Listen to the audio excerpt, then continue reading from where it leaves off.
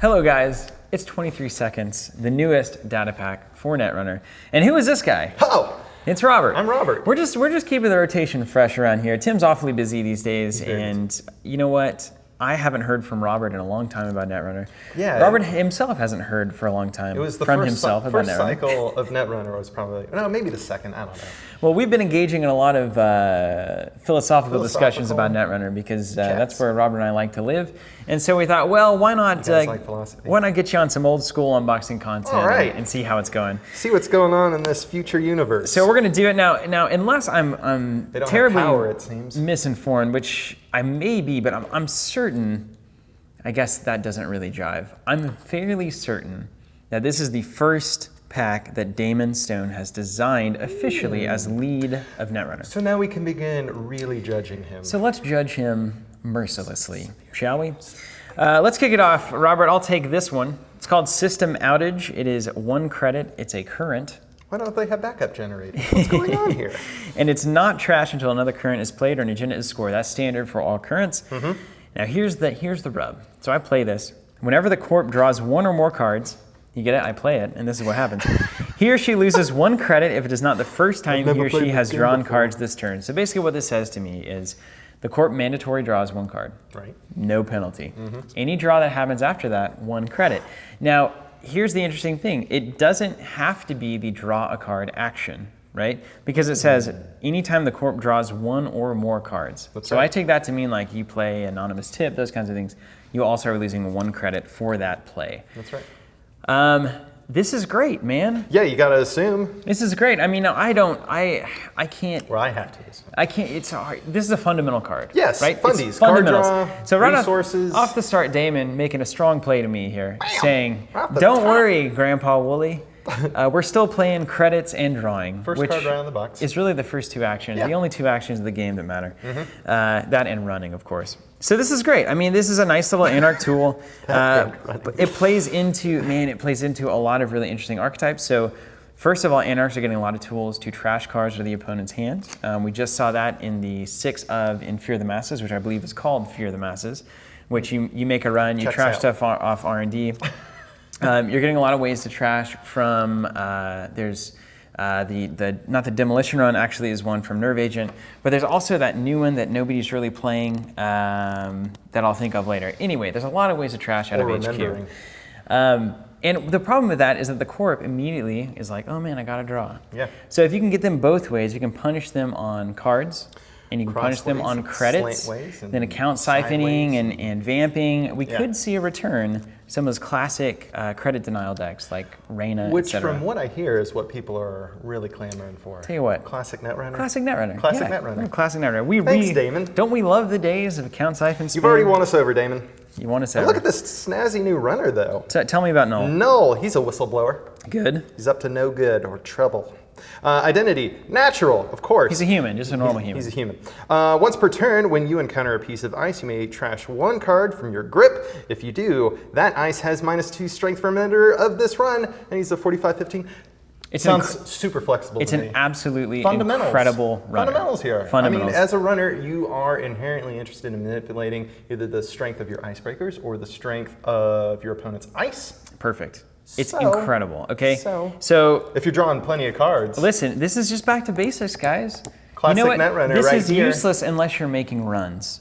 And if you're not making runs, I don't want to be playing against you. This so is this great. is perfect. This looks like somebody I know. Oh, Parasite just gets Hollis. It looks like Hollis to me.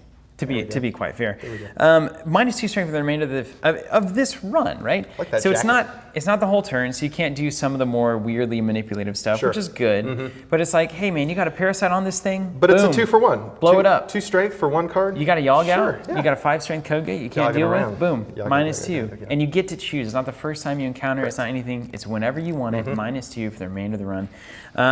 I like it. I just love this card. I like it a lot. I think Incredible runner. I would expect this to be a popular runner. Incredible runner. Yeah. Back to basics, man. Back to basics. Let's talk about the GPI Net Tap. This is hardware for criminals. It's 3 cost. Whenever you approach a piece of ice, you may expose it. Okay, I don't know what that is, expose it. You can sneak a peek. You may then trash GPI Net Tap to jack out. Okay, immediately you think Snitch. It's very similar to Snitch. I know you're probably not thinking that, Robert. because you haven't been around in a while. But Snitch is a program, once Picking on me. Snitch is a program, once per run you can expose something and then you can jack out. So here's where this is different. A, it's not taking up MU, which is important. Very big deal. B, you can do it multiple times per run. So if there's a server that's 4 unres pieces of ice, I put my GPI Net Tap out, I approach the first one, I expose it, oh, I can deal with that. Okay, that's fine. I'll let you either res it or not, and I'll continue. And there's the second piece of ice, I'll look at that. Okay, no, that's fine. That's fine, I can handle that, I have enough credits. Then I'll go to the third, I really like and then it's like, oh, that's an archer, and then it's like jack out. It's a real nice safety net. So it's good. You gotta trash it, obviously, to do this thing, but... It's a decent price for an install too, and I think that's yeah, worth it. I think this is fair, and you also, it combos with Blackguard, where if you expose something, they have to res it, and so this can start to really stack up. Can we get that deck? I can already see it. I can already see Damon's face whenever I look at these cards, smiling. He's so excited about He's thinking about all these old archetypes that we're using. We have Reyna, we have Ice Destruction, which obviously didn't need any help, and just classic Anarch Breakers. Now we're getting a shout out to Blackguard. Okay. What else might we see in this pack? Damon's just running down his list. Who needs what? And he's checking it twice. Who's been passing naughty out. or nice? He's Netrunner Santa. Yeah, Astro Script, one per deck. Now Damon let's blow up the game. Netrunner Santa, and he evidently thinks Netrunner players have been very good this year. I guess so. Or they just need some help, basically. They need a little help. They need some gifts. I need an encouragement. Tell me about Hernando here. Hernando Cortes. 2-cost resource connection type. If the corp has at least 10 credits as an additional cost to res each piece of ice, the corp must spend credits equal to the number of subroutines on that ice. That is awesome. We have another play towards smokes. credit denial. We have another play towards control. I dig that a lot. Yeah, and really, so this is, I think we've all been in these positions against the corp where, man, got a really good draw, like hedge fund, restructure, like those kinds of things. It's like they have 28 credits and they're only getting more. They got an Eve campaign res. There's nothing I can do. Well, this card kind of really starts to stack up. I mean, it really starts to stack up. It really does. I love seeing this in Criminal. I love seeing it at One Influence where it can easily be imported to other credit denial strategies. I think this is super solid, I dig it. Man. It upsets the math too, because generally I feel like anytime I'm watching good Netrunner players at play, they have a very solid idea of what they need to hold in reserve to res what eyes, all that kind of stuff. Absolutely. And this is the kind of thing you just slap down, and it's just like, oh oops. my God. Yeah, it's a real problem, and I truly appreciate its connection too. It places some of the more interesting criminal connection decks. A great little piece, man. Again, fundies. Nothing too complex, just fundamentals.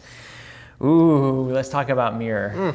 I like the art. 3-cost console for the Shapers. It is called Mirror. 2 MU, which is significant. Whenever you make a successful run on R&D, you may replace 1 spent recurring credit. Dang. This is 3 influence. What did Damon Santa Claus Stone give us? Damon Claus. He looked out and he said, "Lo, the stealth credit decks, the stealth credit recurring decks are in a little bit of trouble. Let's boost them. Let's boost them up a little bit."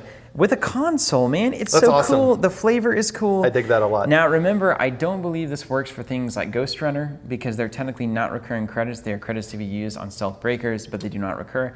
This is stuff that literally has the recurring credit symbol. So your lockpicks and these kinds of things.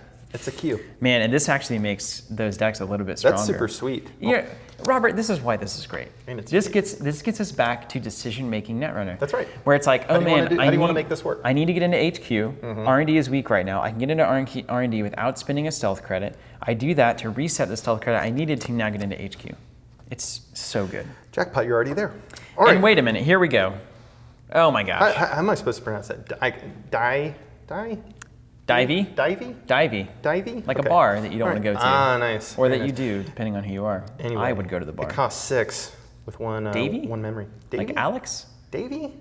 Is there a joke? We're getting behind the camera tips here. I don't know. Is this like a character in League of Legends? That's what I'm wondering Am I about. missing a pop culture reference? I have no idea. But yeah, that was immediately We're just old now. It's like I feel like there's something else going on We're just here old. with Is this naming this a convention. Pokemon Go item? Anyway, not to delineate too hard, it is a program Icebreaker AI, and then for 2 credits, break all subroutines use this ability only by spending credits from stealth cards, and then for 1 credit plus 1 strength. 1 strength. I have never seen an AI breaker quite like this. This is very special. Stealth even to me. version of an AI breaker, right? So this is really cool because it's fairly efficient for AI. It starts at 1 strength. It's That's plus 1 to insane. get 1 strength. And then for things like Hive and stuff with a lot of subroutines, if you have 2 stealth credits, you can start to make this happen. I think this could be a very cool tool for stealth decks. Yep. 3 influence is high, so you're looking at probably Shaper only, unless you have a lot of Tutor, which unfortunately Shapers are really the only ones that have it. But man, this is a powerful tool for a stealth deck, and potentially, if we see, especially if we see a lot of low-cost, high subroutine ice, which I think is in fashion right now, this is pretty strong, man. This is pretty strong. All you got to do is run it. It costs a lot, though. All you got to do, yeah, exactly. But this is perfectly AI. It's perfectly AI. Okay. It's expensive, but it's universal. But then it also is targeted by anti-AI ice. So it just gets the job done. Next up is the most wholesome of all Netrunner cards. Oh my gosh. Now there are some players out there looking at this card, and you're going to say, speaking back to Damon in the sled there, riding his reindeer around. Damon Claus. Hashtag Damon Claus. This is a Sunny card that is just so much fun for the Sunny archetypes. So Sunny is a runner who starts with 2 link and has a lot of cards revolving around building up her own link, and that she's a security personnel. Like she is on the team of her focus. She's like Norton antivirus employee, right? Not that McAfee. kind of person. No. She's got McAfee's too crazy to hire anybody like Sunny. Oh man. Of course, another current, so it's trashed whenever an agenda is scored or another current is played. Whenever you steal an agenda, force the corp to trace 0. Okay? So we initiate a trace. They can immediately pour as many credits they want into it to try to beat you. If unsuccessful, if they miss that trace on you, the runner gains credits equal to the number of agenda points in both players' score areas. Dang. So let's say you're on 4, I'm on 3, I gain 7 credits. Yeah. Now you could spend upwards of 6 to 7 credits to try to prevent me from doing that, but if my link is 4 or 5, I spend 2 and gain 7. It's a min-max reward. It becomes pretty awesome. Yeah. I think this is great. I mean, the problem with this card ultimately is going to be that it doesn't take a lot of impact until you're at the very end. Sure. And it is a current. But it also costs you nothing and you got to spend them. Right, and it's a current, so whenever this triggers, you're generally going to, it's whenever you steal an agenda, so it's going to stay up. But the corp can score it out and eliminate it, right? And then they can also play a current over it. Currents get a little more popular. Is it strong enough in effect to warrant a slot in your deck? Question marks, but at least we're seeing more fun for Sunny. I think this is a cool tool to start looking at for her. Yeah, we're really going down the list here. Oh my gosh, look at this guy. Look at this guy. I feel like I've seen this guy before. Let's take a second to really appreciate what's going on here. He's got like a space clove. He's got a little weird headset. He's in there. Obviously just very seedy. Semi-sleeveless. Just exceedingly seedy. And I think that's kind of Dan in a nutshell. But there's a cool collective mindset here. I mean, Just can we not? I know what I came here to do. Can we not all agree that? I'm just playing my cards. Can we not agree that Dan is ultimately just cool? Yes. I mean, even in his weirdness, and his seediness, and his wildness. Dan seedy? I mean, he's pretty much all the adjectives that I can think of in different environments, yes. Oh, wow. I mean, you see him in a hot tub, he's one way. He sounds very versatile. You see him in a Netrunner tournament, he's one way. You see him at his job, I'm sure he's another way. Oh, okay. You see him playing Hearthstone, he may be a totally different way. Hearthstone, everybody. Yeah, the fake card game. But this is his card. So this is one we finally got out, and give you a little, this is 2 years. To get 2 years in the making. To the masses. So give me, Let's what see is if this? it was worth it. Deuce is Wild, 2-cost event. Resolve 2 of the following in any order, as you please. Gain 3 credits, draw 2 cards, remove 1 tag, expose 1 piece of ice, then make a run. It's 1 influence. So you choose 2 of these options.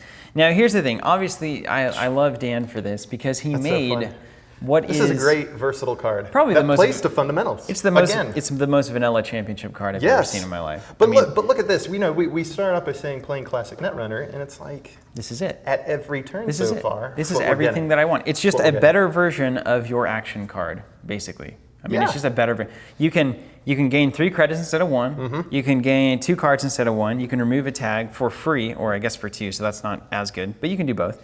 And then expose 1 piece of ice and make a run. So you get a little bit of a benefit in most of your standard actions, and you get 2 for the price of 1 action for a little bit of cash. Now, this card would have been bonkers if prepaid voice pad was still all the rage. That's true. This is incredible with prepaid voice pad, maybe still worth running in those decks. Think about it. But otherwise, I mean, yeah, it's a great card. One influence, questionable. I don't know if you would have enough, but there's a lot of economy in this card. I just wish they would have told us what this implant Dan chose to get does for him. I think it just plays 80s rock music. Ah, that makes sense. That's all that I can think of. Total sense. Not knowing at all if Dan's into that. I just had a feeling. Got a feeling. Let's move on to Injection Attack. It is a one-cost run event, and I like that it's a run event. That's important. You can make a run and choose an Icebreaker. That Icebreaker has +2 strength for the remainder of this run. Oh, I love it. What is going on? My Anarch heart just goes wild. Because sometimes you gotta get up to get down. Exactly, and you know what? This is Borrow a line. This is a version of a card like Stim Hack, right? Yes. So Stim Hack has a lot of other uses, which is why it's so popular. You can use the credits on various tutors and stuff. But if you're just looking to surprise the corporation with a run that they didn't think you could make, there's nothing more exciting and interesting than an all of a sudden 5-strength Yogg, 5-strength Mimic, 5-strength Battering Ram. Doesn't matter what it is, all of a sudden I can blow through these servers for way cheaper. Surprise! And that could be 6, 8, 10 credits all the way up to previously impossible thing that I can now do, level of just efficiency. I love these cheap run events, by the way, It's just, as Damon, well. it's fundamentals. Anything that encourages you to do the most primary of all the actions in the game Exactly. for cheap with a nice little icing on that cake. Exactly. It's great. I can't agree with Robert more. I love that. I love it. Next up, Back to the corp. Fairchild 1.0. For the record, personal favorite, Bioroid type ice. So here we are. Stronger together, costs baby. 1, strength 2. The runner can spend, of course, 1 click to break any subroutine on Fairchild 1.0. And then first and second subroutines are identical. The runner must pay 1 credit or trash one of his or her installed cards. Right. Pretty nice. So this is the way this looks, right? So Codegate Bioroid. 1 cost to res, 2 strength, super cheap early game ice. Early game. Incredible super cheap ice. This is scary to me. And if I were a runner. Well, yeah, here's your options as the runner, right? So the first option is I can spend 2 clicks to break through 2 of these. And I can do any number of these combination. Or I can pay credits. If I don't have any credits, I have to either spend clicks or trash installed cards. Sure. That to me is just a beautiful piece of Bioroid ice in that it's annoying enough that you don't want to do any of them. I don't want to lose clicks. I don't want to lose credits, and I certainly don't want to trash anything that I have. I have something on the board. And correct me if I'm wrong. Again, I'm not a seasoned Netrunner player, but you know, it also is, it's early ice, but it also doesn't necessarily hamstring you if you are like some runners that I see where they're making runs right off the bat without anything necessarily installed. So it's like, hey, I want to check this or that. I don't really care. It's great. It's not, and I like that it says you must pay 1. Might be a wall of static. Or trash one of your installed cards. Or Fairchild. So I'm wondering, like, something that's really interesting to me is like, this is a rare scenario, but it does happen. Let's say it's early game. Brace for perfect storm. I take a run on R&D. I know that the corp has like 4 credits. I take a run on R&D. There is a wall of static for 3. Okay, fair enough. I break it. I have no credits left.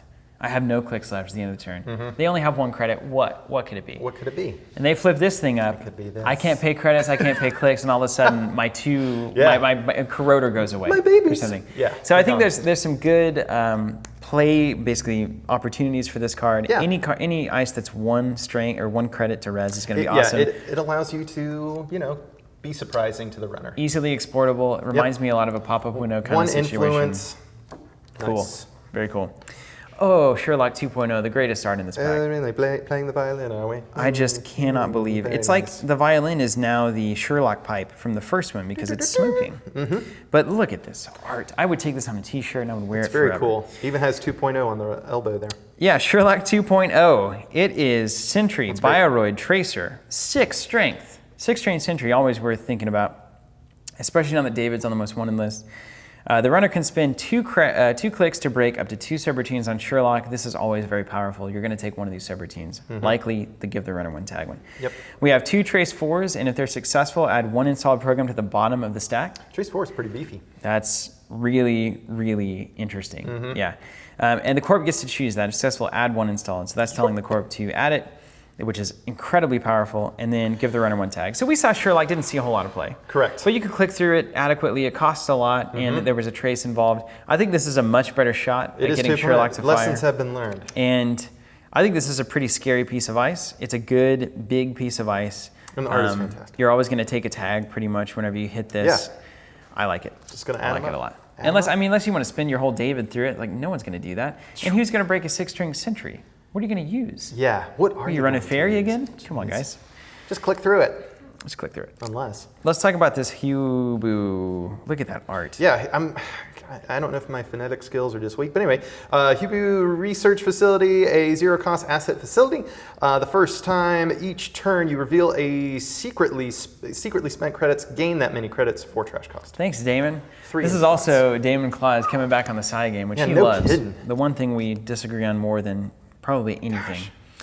But this is great. So this is a Nisei card. This is a Nisei Division card in that every time Nisei does a side game, they get a credit.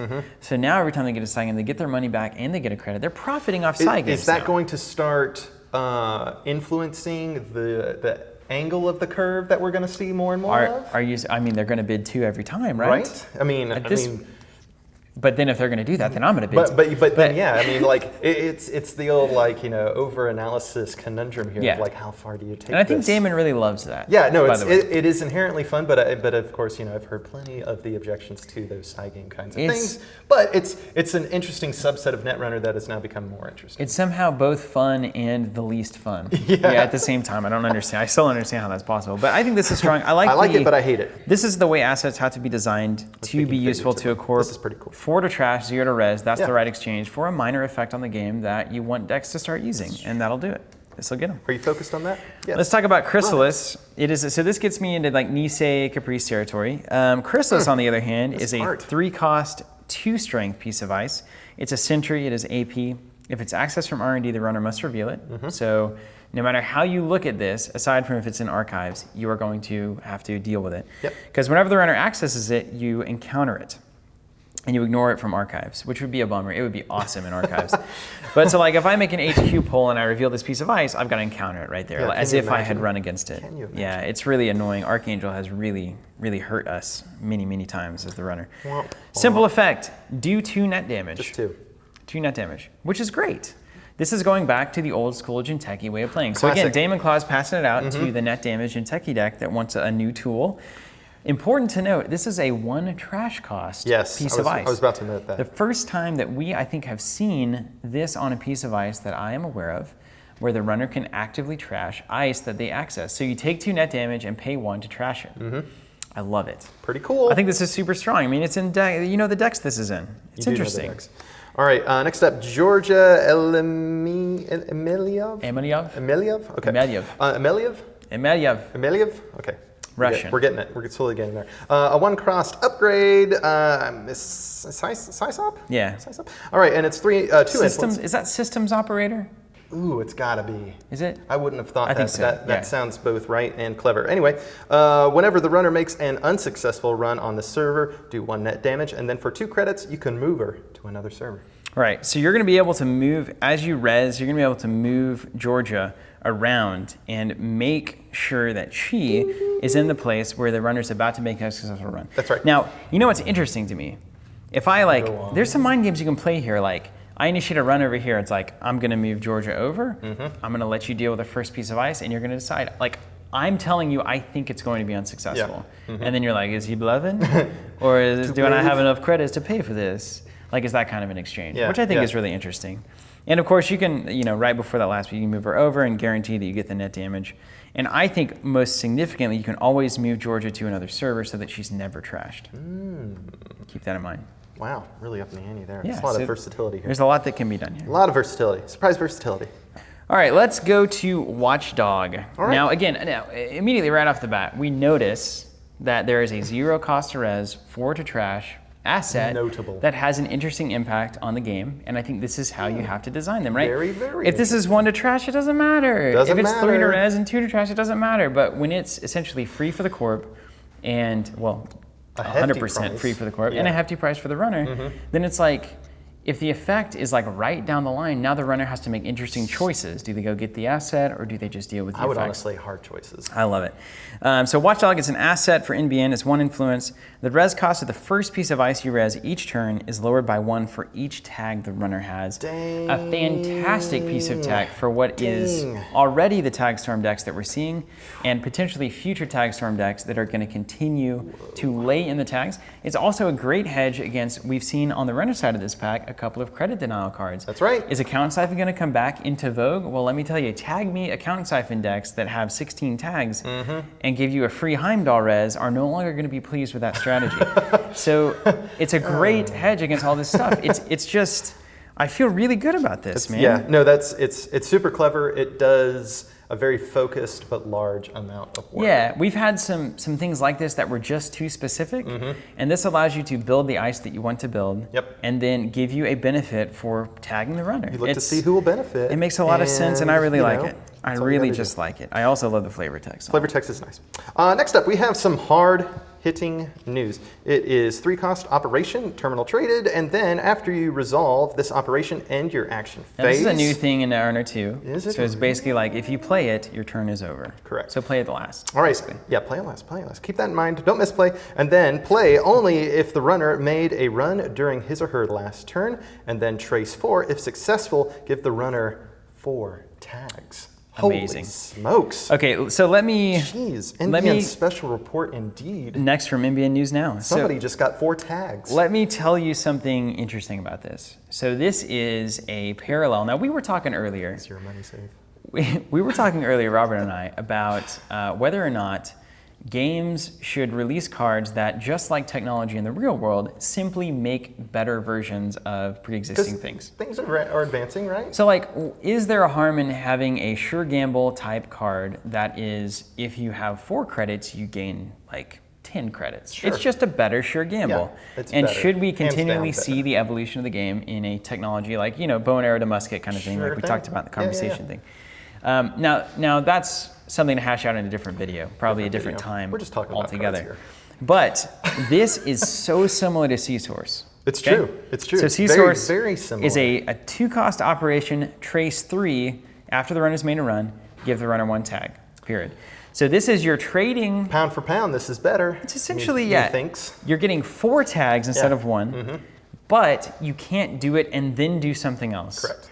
So now your deck has to decide, and I love this design, right?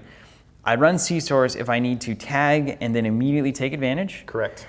Or I run hard-hitting news if I want to just give them a ton of tags and give them a turn to see if they can deal with it and then come back and punish them, right? Correct. So like this is more of a tag That's what storming. I like about this. It's nice, right? Yeah. It's like the runner... It's like they're about to spike the ball, and it's like you see it coming. You know, it's a great setup. And it's like you can either get in position if you can or not. Yeah, it's and he will spike. It's like putting the runner in check. Yes. Right. It's like, okay, well they can maybe find a way out of it that it didn't account for, or they're going to get punished. Sure. Right.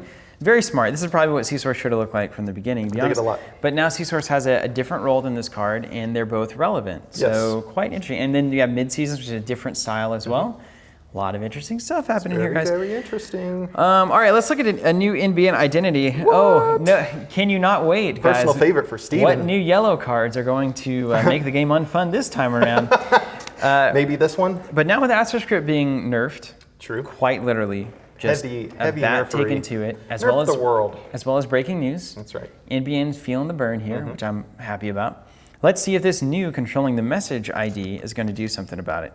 It's a 4512, so it's a little bit under on the amount of influence that you get. The first time the runner trashes an installed corp card each turn, you may trace 4. So they go over and trash something, you trace them for 4. If successful, give the runner 1 tag, and it cannot be avoided. That's pretty cool.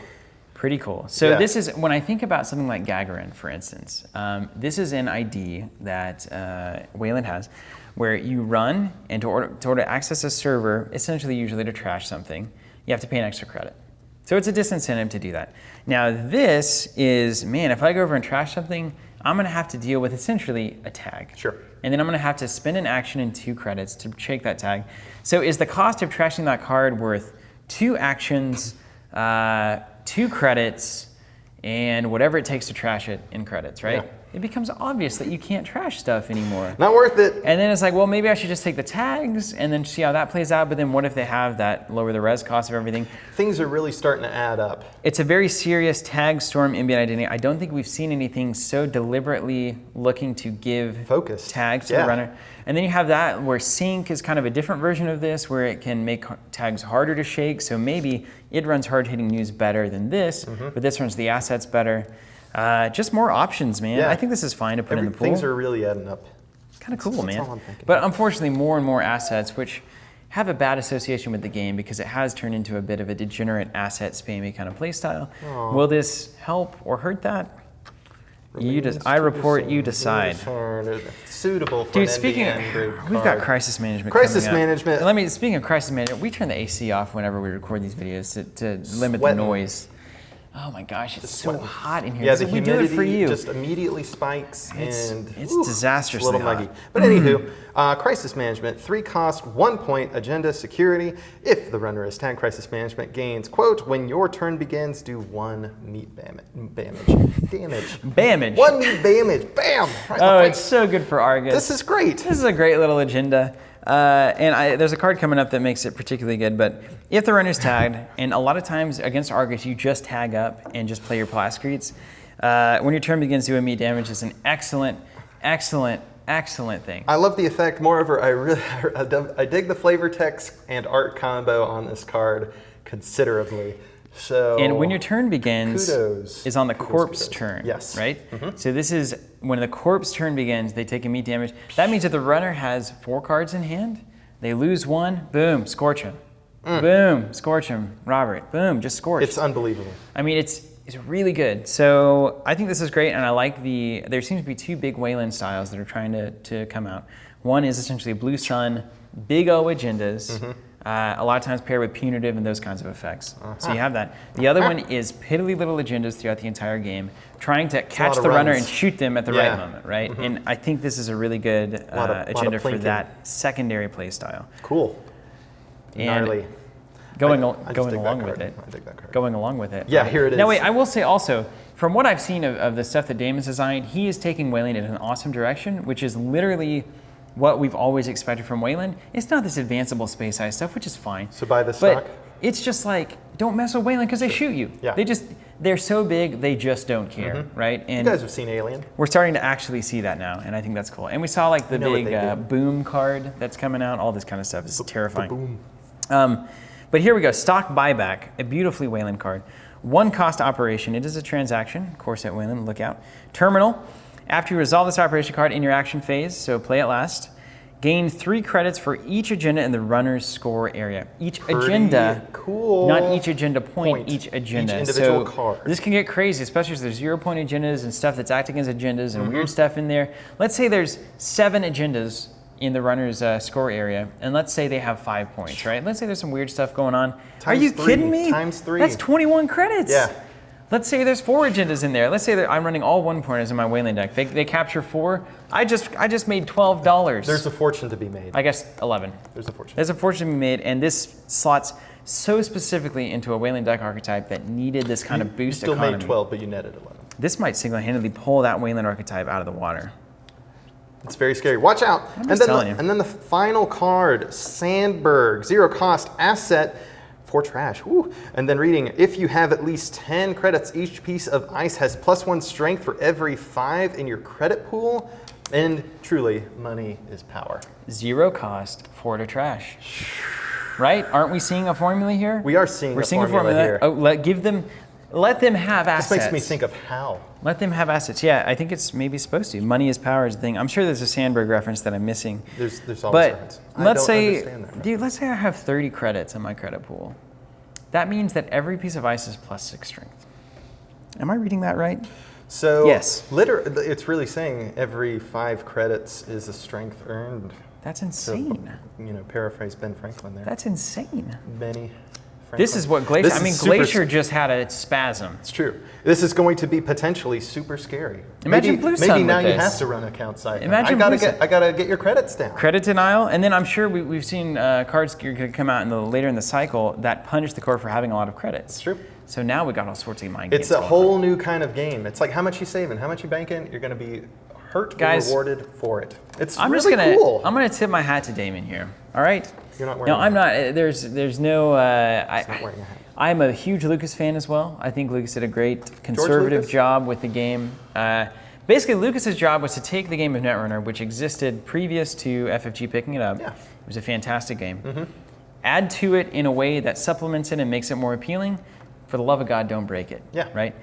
Did a great job with that, very conservative, and really got all of us into the world and the flow of Netrunner for a very long time. Then at the very end of the cycle, took some chances. I think they ultimately backfired. Were not the best chances to take, and that's where we see the Faust and these kinds of things.